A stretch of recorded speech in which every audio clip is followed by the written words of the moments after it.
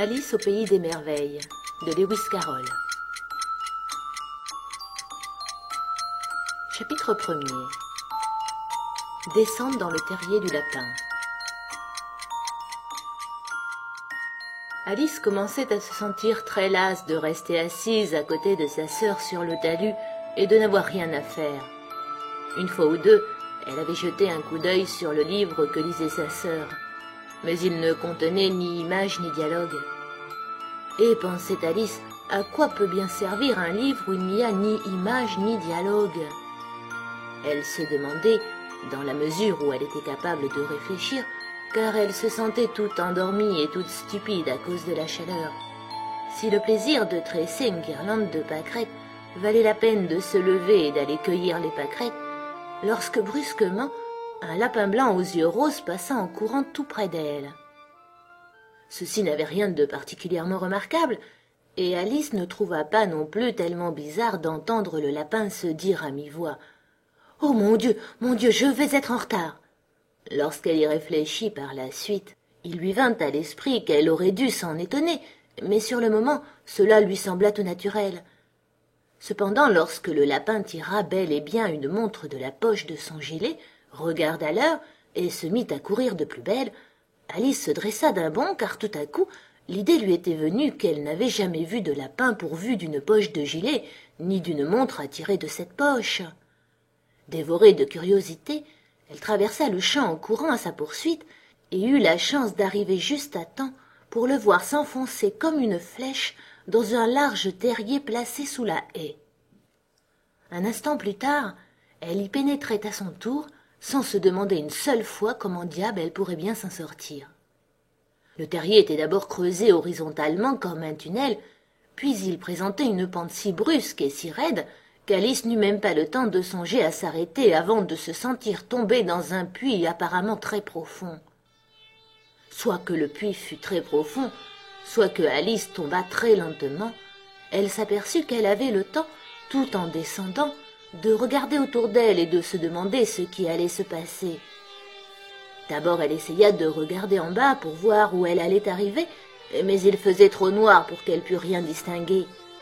Ensuite, elle examina les parois du puits et remarqua qu'elles étaient garnies de placards et d'étagères. Par endroits, des cartes de géographie et des tableaux se trouvaient accrochés à des pitons. En passant, elle prit un pot sur une étagère. Il portait une étiquette sur laquelle on lisait « Marmelade d'orange ». Mais à la grande déception d'Alice, il était vide. Elle ne voulut pas le laisser tomber de peur de tuer quelqu'un, et elle s'arrangea pour le poser dans un placard devant lequel elle passait tout en tombant. Ma foi, songea-t-elle, après une chute pareille, cela me sera bien égal, quand je serai à la maison, de dégringoler dans l'escalier, ce qu'on va me trouver courageuse. Ma parole, même si je tombais du haut du toit, je n'en parlerais à personne. Supposition des plus vraisemblables, en effet. Plus bas, encore plus bas, toujours plus bas. Est-ce que cette chute ne finirait jamais? Je me demande combien de kilomètres j'ai pu parcourir, dit-elle à haute voix. Je ne dois pas être bien loin du centre de la Terre. Voyons, cela ferait une chute de 6 à 7 000 kilomètres, du moins je le crois. Car voyez-vous, Alice avait appris en classe pas mal de choses de ce genre, et quoique le moment fût mal choisi pour faire parade de ses connaissances, puisqu'il n'y avait personne pour l'écouter, c'était pourtant un bon exercice que de répéter tout cela. Oui, cela doit être la distance exacte, mais par exemple, je me demande à quelle latitude et à quelle longitude je me trouve. Alice n'avait pas la moindre idée de ce qu'était la latitude, pas plus d'ailleurs que la longitude, mais elle jugeait que c'étaient de très jolis mots, impressionnants à prononcer. Bientôt, elle recommença. Je me demande si je vais traverser la terre d'un bout à l'autre. Cela sera rudement drôle d'arriver au milieu de ces gens qui marchent la tête en bas. On les appelle les antipathes, je crois. Cette fois, elle fut toute heureuse de ce qu'il n'y eut personne pour écouter, car il lui sembla que ce n'était pas du tout le mot qu'il fallait. Mais je serais alors obligée de leur demander quel est le nom du pays, bien sûr. S'il vous plaît, madame, suis-je en Nouvelle-Zélande ou en Australie? Et elle essaya de faire la révérence tout en parlant. Imaginez ce que peut être la révérence pendant qu'on tombe dans le vide. Croyez-vous que vous en seriez capable?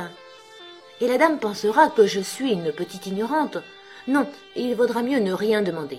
Peut-être que je verrai le nom écrit quelque part. » Plus bas, encore plus bas, toujours plus bas.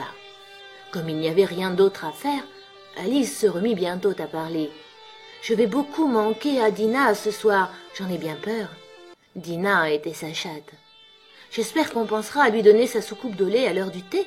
Ma chère Dinah, comme je voudrais t'avoir ici avec moi. Il n'y a pas de souris dans l'air, je le crains fort, mais tu pourrais attraper une chauve-souris.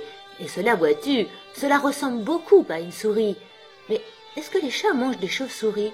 Je me le demande. » À ce moment, Alice commença à se sentir toute somnolente, et elle se mit à répéter comme si elle rêvait. « Est-ce que les chats mangent les chauves-souris? Est-ce que les chats mangent les chauves-souris? » Et parfois, est-ce que les chauves-souris mangent les chats? Car voyez-vous, comme elle était incapable de répondre à aucune des deux questions, peu importait qu'elle posât l'une ou l'autre, elle sentit qu'elle s'endormait pour de bon, et elle venait de commencer à rêver qu'elle marchait avec Dinah, la main dans la pâte, en lui demandant très sérieusement. « Allons, Dinah, dis-moi la vérité, as-tu jamais mangé une chauve-souris ?» Quand brusquement, elle atterrit sur un tas de branchages et de feuilles mortes, et sa chute prit fin. Alice ne s'était pas fait le moindre mal, et fut sur pied en un moment. Elle leva les yeux, mais tout était noir au-dessus de sa tête. Devant elle s'étendait un autre couloir où elle vit le lapin blanc en train de courir à toute vitesse. Il n'y avait pas un instant à perdre. Voilà notre Alice partie, rapide comme le vent. Elle eut juste le temps d'entendre le lapin dire en tournant un coin « Par mes oreilles et mes moustaches, comme il se fait tard !» Elle tourna le coin à son tour, très peu de temps après lui, mais quand elle l'eut tourné, le lapin avait disparu. Elle se trouvait à présent dans une longue salle basse éclairée par une rangée de lampes accrochées au plafond. Il y avait plusieurs portes autour de la salle, mais elles étaient toutes fermées à clé. Quand Alice eut marché d'abord dans un sens, puis dans l'autre, en essayant de les ouvrir une par une, elle s'en alla tristement vers le milieu de la pièce, en se demandant comment elle pourrait bien faire pour en sortir. Brusquement, elle se trouva près d'une petite table à 3 pieds, entièrement faite de verre massif, sur laquelle il y avait une minuscule clé d'or, et Alice pensa aussitôt que cette clé pouvait fort bien ouvrir l'une des portes de la salle. Hélas, soit que les serrures fussent trop larges, soit que la clé fût trop petite, aucune porte ne voulut s'ouvrir. Néanmoins, la deuxième fois qu'Alice fit le tour de la pièce, elle découvrit un rideau bas qu'elle n'avait pas encore remarqué. Derrière ce rideau se trouvait une petite porte haute de 40 centimètres environ. Elle essaya d'introduire la petite clé d'or dans la serrure, et elle fut ravie de constater qu'elle s'y adaptait parfaitement. Alice ouvrit la porte et vit qu'elle donnait sur un petit couloir guère plus grand qu'un trou à rats. S'étant agenouillée, elle aperçut au bout du couloir le jardin le plus adorable qu'on puisse imaginer. Comme elle désirait sortir de cette pièce sombre pour aller se promener au milieu des parterres de fleurs aux couleurs éclatantes et des fraîches fontaines. Mais elle ne pourrait même pas faire passer sa tête par l'entrée, et même si ma tête pouvait passer, se disait la pauvre Alice, cela ne me servirait pas à grand-chose à cause de mes épaules. Oh, que je voudrais pouvoir rentrer en moi-même comme une longue vue. Je crois que j'y arriverais si je savais seulement comment m'y prendre pour commencer. Car voyez-vous, il venait de se passer tant de choses bizarres qu'elle en arrivait à penser que fort peu de choses étaient vraiment impossibles. Il semblait inutile de rester à attendre près de la petite porte. C'est pourquoi Alice revint vers la table en espérant presque y trouver une autre clé, ou du moins un livre contenant une recette pour faire rentrer les gens en eux-mêmes comme des longues vues. Cette fois, elle y vit un petit flacon. « Il n'y était sûrement pas tout à l'heure, » dit-elle, portant autour du goulot une étiquette de papier sur laquelle étaient magnifiquement imprimés en grosses lettres ces 2 mots « Bois-moi ».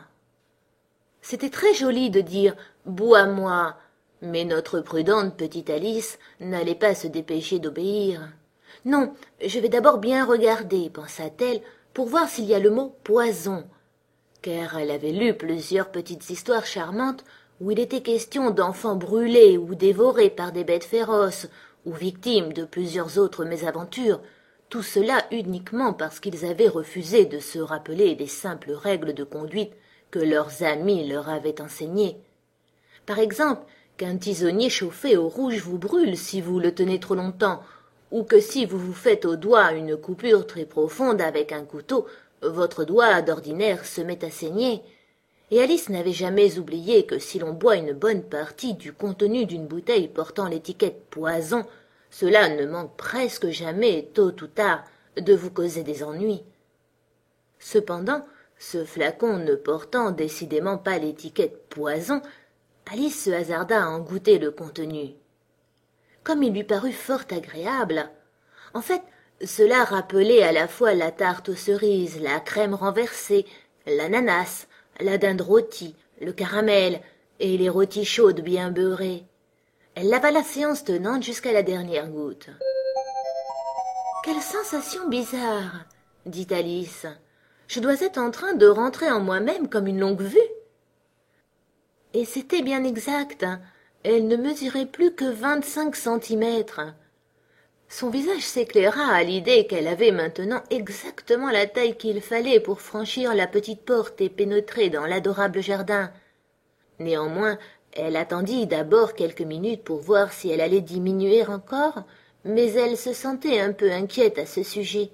Car voyez-vous, pensait Alice, à la fin des fins, je pourrais bien disparaître tout à fait comme une bougie.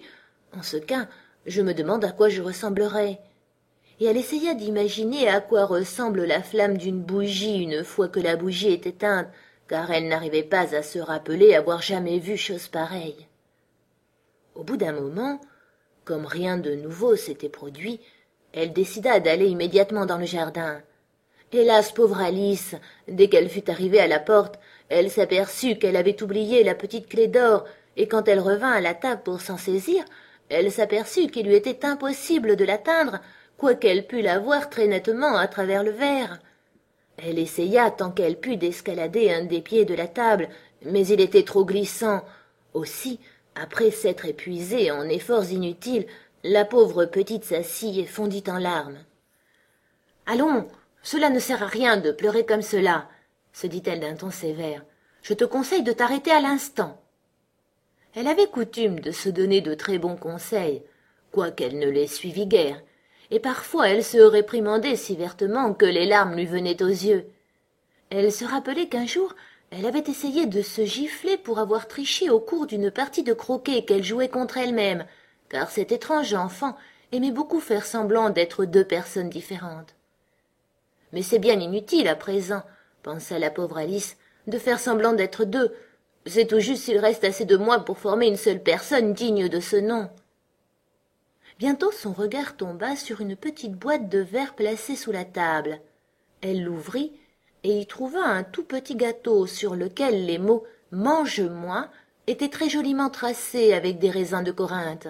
« Ma foi, je vais le manger, » dit Alice. « S'il me fait grandir, je pourrai atteindre la clé. S'il me fait rapetisser, je pourrai me glisser sous la porte. D'une façon comme de l'autre, j'irai dans le jardin, et ensuite, advienne que pourra. » Elle mangea un petit bout de gâteau et se dit avec anxiété « Vers le haut ou vers le bas ?» en tenant sa main sur sa tête pour sentir si elle allait monter ou descendre. Or, elle fut toute surprise de constater qu'elle gardait toujours la même taille. Bien sûr, c'est généralement ce qui arrive quand on mange des gâteaux, mais Alice avait tellement pris l'habitude de s'attendre à des choses extravagantes qu'il lui paraissait ennuyeux et stupide de voir la vie continuer de façon normale. C'est pourquoi elle se mit pour de bon à la besogne et eut bientôt fini le gâteau jusqu'à la dernière miette.